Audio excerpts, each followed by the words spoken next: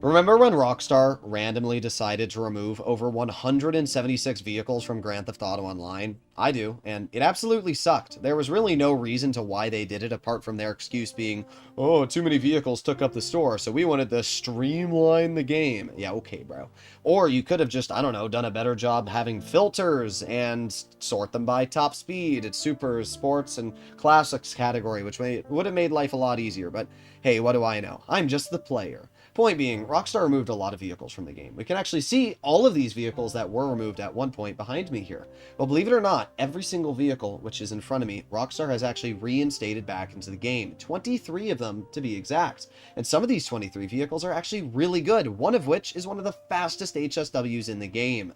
So in today's video, I'm going to be talking about all of them, starting off with the slowest and making our way to the fastest. Videos like this take a boatload of effort to make because I have to get all these vehicles lined up. I have to do all of these things. So yeah, if you're not subscribed to the channel and you do like this type of content, please consider smashing that subscribe button. It means a lot. With that being said, let's get straight into it. Starting off in the last position here, the Volcar Nebula Turbo. This is a rather mediocre vehicle. I don't love the way it looks. It is a sports classics, which I guess is cool, and it has some decent customization going for it, but in general, I'm not the biggest fan of the vehicle. It achieves a top speed of 102 miles per hour. It is one of the slowest sports classics, and its lap time isn't a whole lot better at 34th out of the 45. It's a fairly inexpensive vehicle, at least. We can see it's around $800,000, but still, I really can't say there's anything truly amazing about the Nebula Turbo, and because of that, I can't really say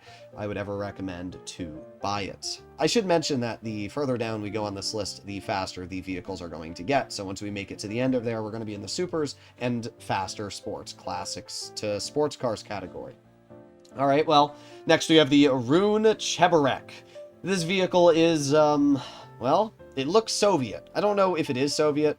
Somebody can let me know, but it definitely looks Eastern Bloc of descendant. It's actually a pretty cool sports classic. I think a lot of you will agree. It looks pretty cool. It's fun to customize. It actually has a bunch of cool liveries and even decent customization. It's actually a pretty fun vehicle. Performance-wise, it's not impressive. Only 108 miles per hour, ranking at 30th out of the 45 sports classics, and its lap time is 29th out of 45. So still pretty mediocre, but I guess it's got something going for it. We have the Baller LE Armored, and we also have the Baller Normal, and then we have the Cognoscenti 55 and the Cognoscenti Normal as well. Believe it or not, if I'm not mistaken, both of these vehicles now feature a missile lock-on jammer. So not only do they have semi-bulletproof glass, which is really, really nice, but the fact that they also feature missile lock-on jammers means that these are actually some of the best cheap armored vehicles in the game.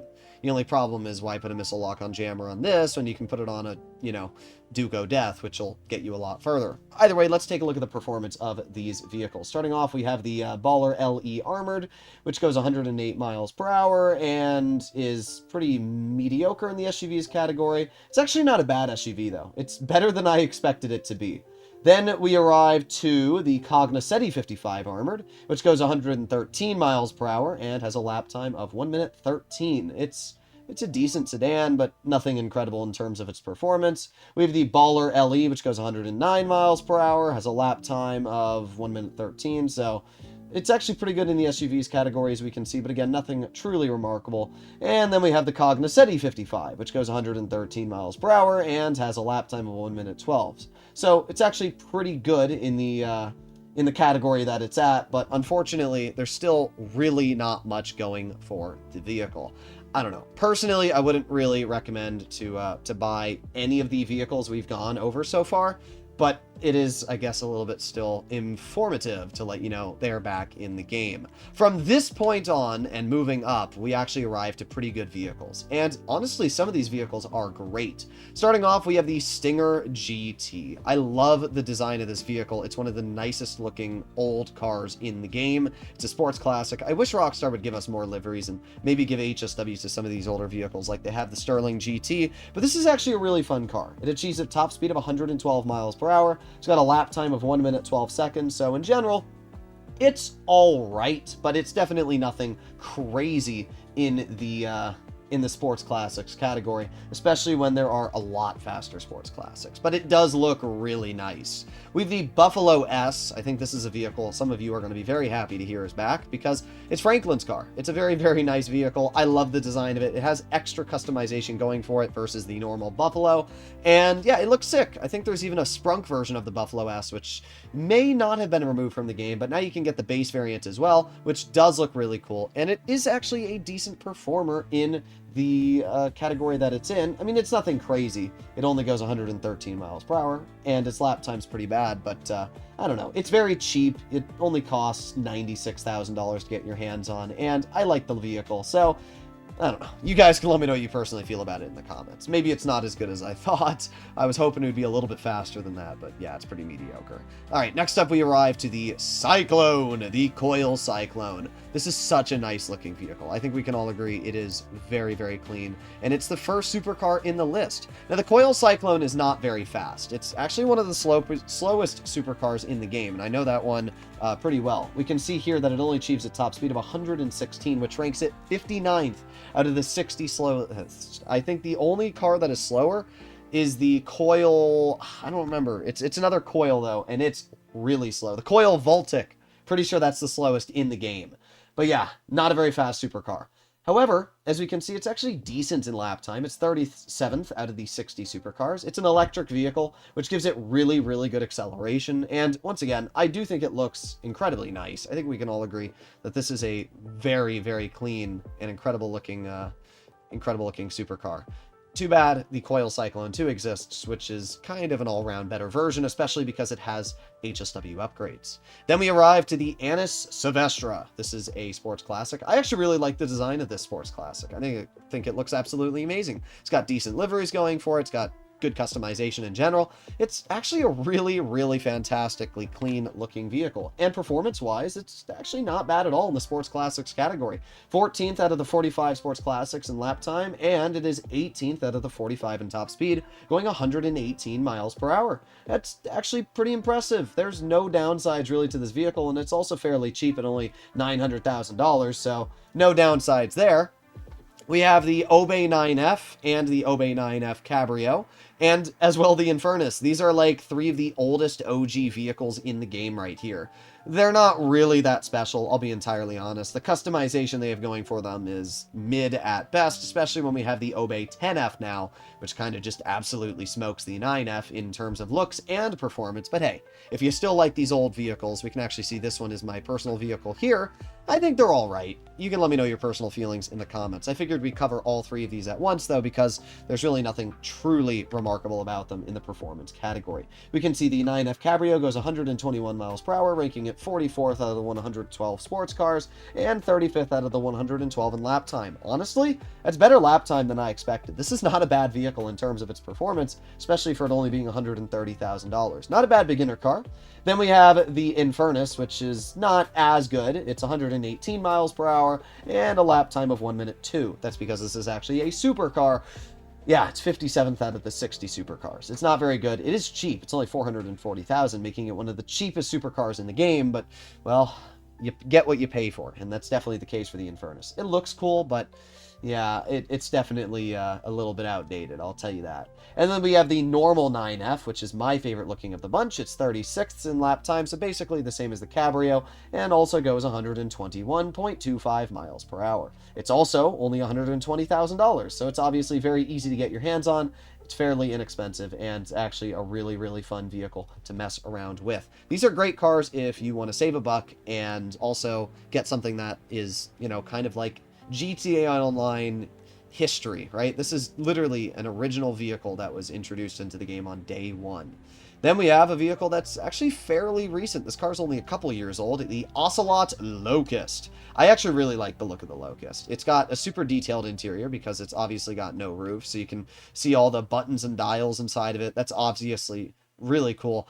I just love the whole design of it. I'm a big fan of Lotuses in general. This is one of my favorite sports cars that Rockstar removed. It's not very good in performance. Like, we can see it only goes 119.5, and yeah, its lap time isn't good at all. It's actually one of the worst lap time sports cars, so nothing really to write home about, but it is a very, very nice vehicle, and because of that, I got no complaints. Now this, Oh, I love the XA21, and I'm so happy they've decided to bring it back. The XA21 is an absolute bop. First of all, it sounds amazing. Let me turn up my game audio. I don't know if you can hear this, but it sounds absolutely amazing. Not only that, it has an incredibly nice looking pop-up spoiler, which matches the car so well. And the best part about the XA21 is that it's all-wheel drive and it has really good handling. So it's actually just a great supercar in general. There's really nothing to complain about when it comes to the XA21, which is why it is such a high-ranking vehicle in my personal opinion. If we take a look at the XA21's capabilities, as we can see, it goes 122 miles per hour, ranking it 40th out of the 60 supercars. But look at that lap time, 16th out of the 60. That's actually really good, especially if you take out HSW vehicles. It's ranked within the top 10. This is a fantastic supercar that I would recommend anybody gets their hands on if they really like the look of it. And it's, well, expensive, 2.4 million, but I don't know. I love this vehicle. I think it looks amazing, and I'm definitely going to be picking this up on my PlayStation account now that it is back in the game. Next, we move on to the S80RR, which is even more insane in lap time when you talk about it compared to the XA21. I mean, it's pretty obvious why the S80RR is so crazy in lap time. Look at it. It's an F1 vehicle. Well, I don't know if it's F1, but it's a Le Mans car is the best way to describe it.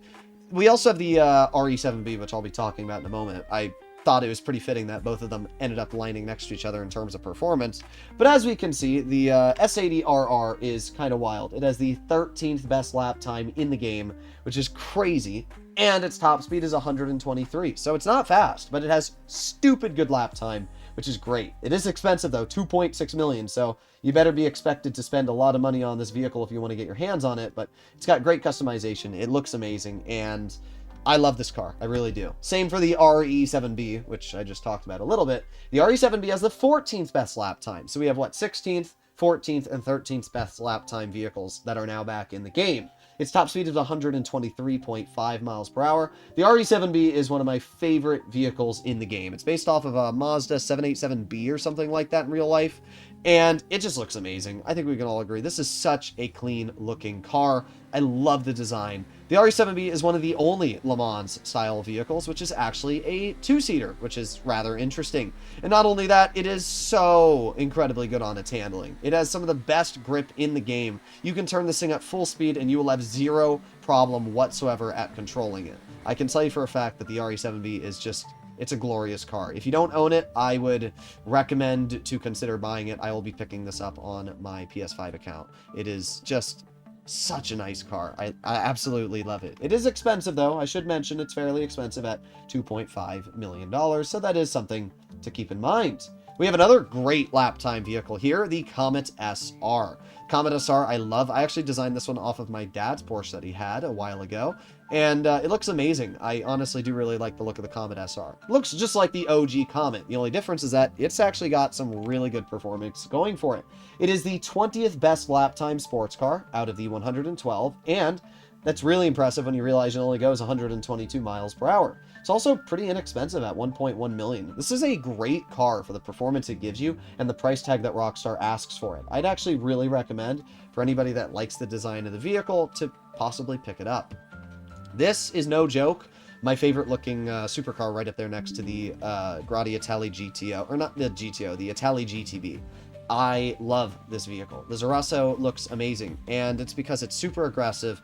I think it's based off the Itali design, if I'm not mistaken, in real life, but I just love the design of this vehicle. It looks so incredibly nice. It's nothing crazy in performance. It's 31st out of the 60 in, lap time, but it is fast. It goes 125 miles per hour, which ranks it 30th, so it's middle of the road in the performance category. But thankfully, because it looks so nice, I think it's really, really good. At the end of the day, and as I always say, performance on a supercar and a sports car, sure, it's important. Being able to go, as fast as possible. A Banshee GTS can go 172 miles an hour. Like, obviously, being fast is key sometimes. But at the same time, when I'm just trying to drive and have fun in a personal car, I'm not going to worry as much about performance, and I'm going to worry more about fun and how the car looks. And I think that it looks amazing, the Zarasso. Now we have a vehicle I don't love the look of. This kind of looks like a koi fish with its mouth open from the front. This is the Lampadati Taigon. I think it's based off of the Pantera de Tomaso, the newer version, if I'm not mistaken. It's all right. That's what I'll say. It's all right. It's fast, 125.5 miles per hour, and its lap time is really good, 18th in the supers category. So like, it's got performance. It's just, I don't really like the look of it. It's fairly expensive as well at 2.3 million. So you're spending a lot of money for the vehicle. You can let me know your personal feelings about it in the comments, but I don't know. I don't really love it that much. This is a vehicle I do love, and interestingly enough, this is the one I got for absolutely free as part of the auto shop robbery, or not auto shop, the salvage yard robbery this week. It's the Neo, the Visser Neo. You gotta agree, this car looks so clean. I just love the design of the Neo. And it's one of the fastest sports cars in the game, especially if you realize that it doesn't have the HSW upgrades or anything. It goes 125, which means it's 25th out of the 112 sports cars, and its lap time at 1 minute makes it 16th out of the 112 sports cars. In general, it is just an absolutely fantastic sports car. There's really no complaints to be made when it comes to the Neo. It's just such a nice looking vehicle. Believe it or not, the Z-Type is back, and the Z-Type is the second fastest car that's been brought back into the game. It's kind of goofy, but yeah, I think in real life the Z-Type had like a V12, which is absolutely insane, and it makes sense why. Yeah, the Z-Type is crazy. It goes 127 miles per hour, making it the third fastest sports classic in the game, and it's also got good performance. It's 17th out of the 45 in terms of lap time. Like, I don't know, Z-Type is really underrated. It's also only $950,000, which actually makes it a fairly inexpensive vehicle as well. In general, there's really no complaints when it comes to the Z-Type. It's actually a really, really good vehicle. And then that brings us to the final car. The fastest car out of the whole list is the Sterling GT. And the reason why is because, oh, I didn't want to get in this car. The reason why the Sterling GT is so fast is because you can turn it into an HSW vehicle. How fast? Well, as we can see, it can achieve a top speed of 156 miles per hour, making it the fifth fastest sports car, the first fastest in sports classics, and the 8th fastest HSW in the game. It also has the second best lap time out of these sports classics, only beaten out by the HSW Turismo Classic. But like, this is such a nice vehicle. It sounds amazing. It looks amazing. It has great livery options, great customization in general. I love the Sterling GT. And now that it's back, this is great because it means anybody that missed out the opportunity to get it and put the HSW upgrade on can finally do so, which I really don't know why Rockstar removed half of these vehicles. I'm glad that they've brought some back. There's still about 150 cars that aren't back, which kind of sucks. Some of which are still really good, and it's super disappointing to see Rockstar not reinstate them, but I guess 23 is better than nothing. So if you did want to get these vehicles, well, make sure to click that subscribe button, stay tuned, and let me know what you guys think. I'll see you in the next one. Bye-bye!